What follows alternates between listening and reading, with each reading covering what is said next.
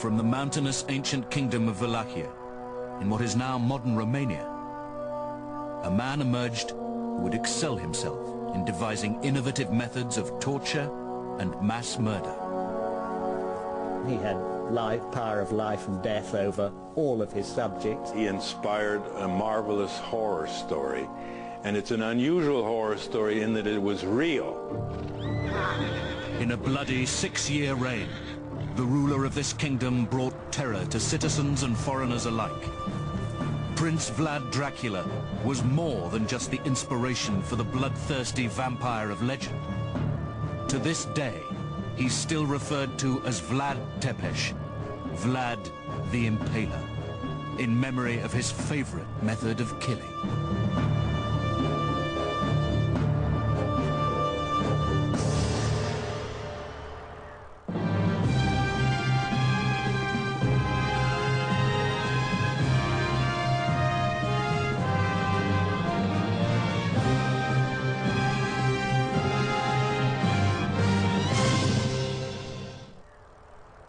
From his birth in 1431, Vlad's home of Wallachia was racked with instability and unrest. Wallachia in the 15th century was a small and backward principality. It faced two great powers, the Ottoman Empire to the south of the Danube, and then the Kingdom of Hungary to the west. So the scene was set for a conflict between the two great powers, and it was in between these powers that the story of Vlad unfolds. As son of the Prince of Wallachia, Vlad was initiated into the Christian Order of the Dragon, a select group of European royalty dedicated to crusading against the infidel Turks and defending an empire in the name of the cross. The Ottoman Turks, they were the most successful fighters for Islam in the 15th century. Nobody could rival them in terms of spreading the religion. As head of the order, his father was known as Dracul, meaning the dragon. Vlad was very proud of the fact that his father got this very select honor. So he called himself Dracula, which means son of him who had the Order of the Dragon. In 1442, the Turkish invasion of Transylvania left Wallachia vulnerable to its Hungarian enemies. With his throne under threat, Vlad's father made a deal with the Ottoman Sultan. Wallachia went through a series of rulers rather rapidly, and it was in the interests of the Ottoman Sultan to keep them under control. They didn't try to overrun and conquer the land. They tried instead to extract tribute from the Wallachs and to demand troops from them if they needed them for their army.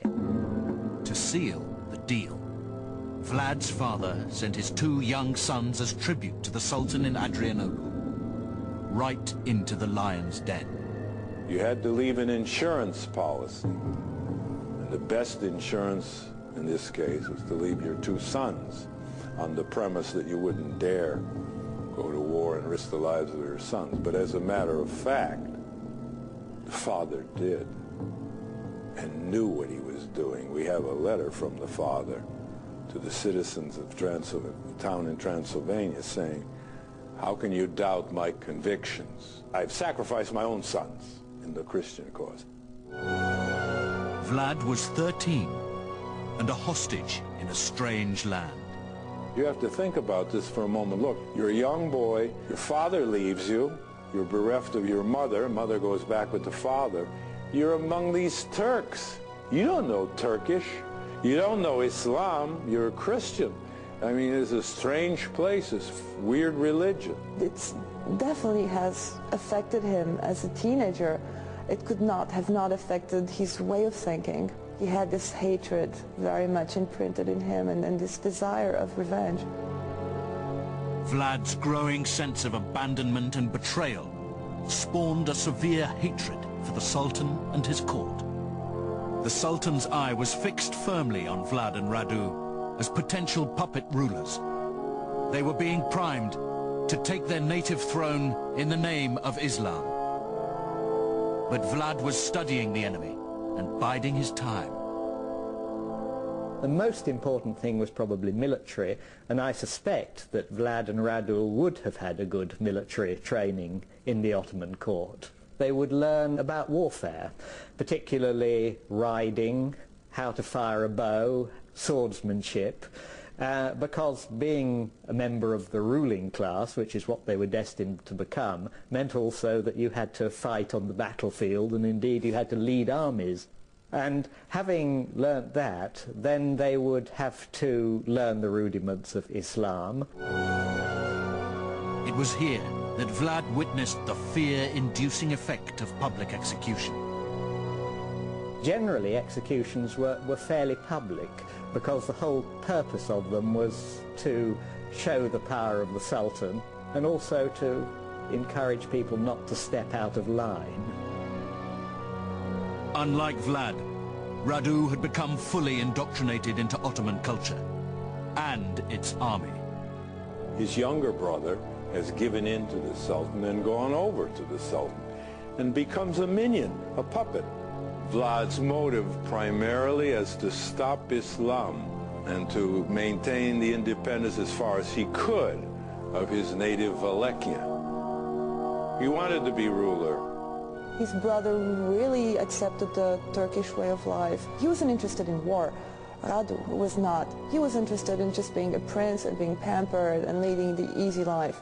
For Vlad, that was unthinkable. He had a fight, he had a motive, he was driven, and this was not something he could accept. So the relationship between him and his brother was terrible. To Vlad, Radu was a traitor, never to be trusted again. In 1448, Vlad's father was murdered by the power-hungry Wallachian nobility in a plot to take the throne. After 6 long years in exile, Vlad's chance to rule had finally come. The Turks raised their army and put Vlad at the helm. He was to be the Sultan's new prince of Wallachia. But within 3 years, Vlad had turned on the Sultan and had thrown him out of what was now his realm. Barely 25 years old, Prince Vlad Dracula began his infamous and bloody reign. He came back to a country that was unstable. He had no idea who was for him, who was against him, who would help him, who would defy him. At first it appears he was a popular ruler because he seemed to be independent, which was something they hadn't seen in a long time. Once in power, Prince Vlad increased security by building thick battlements, watchtowers, and underground tunnels. Vlad Tepes really changed the way Wallachia looked by building a whole set of new fortresses, of using new key points that he reinforced. He knew he was on the brink of war with the Turks, that was clear. He was preparing then his country. To the new prince, Wallachia was now a war state. Once prevention of foreign attack was completed, he turned to ensuring the loyalty of the nobility. He assembles all the boyars, the nobles, to a great feast, and he wined and dined them. Ironically asked them how many rulers they had seen in their lifetime, and some of them mentioned 12, a large number of princes who had been on that throne. And what did this show to him? That they had no respect for the prince. And then afterwards, when they little suspected it, he had the place surrounded. He took them on a death march to his mountain lair, Castle Dracula at Poyenar. And made them work side by side, elbow to elbow with the peasants to rebuild and reinforce the Poyenari castle. And many of them fell from the rock, from just a 1,000-foot drop on all sides. It's a precarious sort of place. Many died from exhaustion and from lack of proper nourishment, but soon turned from being, let's say, a man who was apparently at first relatively popular to someone who was feared.